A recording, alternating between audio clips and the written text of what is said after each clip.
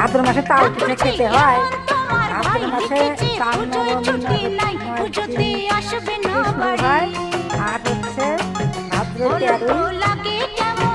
13ই তাল পিঠা আর আমাদের বাড়ির মতো না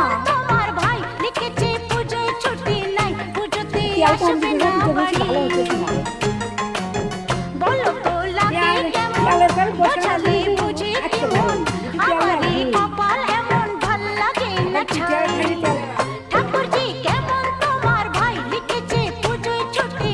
খায় পছন্দ করে, সবাই তাল পিঠাটা পছন্দ করে। তাল তাল মিশ্রি দিয়া দুধ দিয়ে জাল দিয়ে সেই টেস্ট চিনিতে এখন খাওয়া বাদ পড়ে গেছে, চিনি আর খাওয়া হয় না। দুধ দিয়ে তাল জাল দিয়ে অনেক টেস্ট।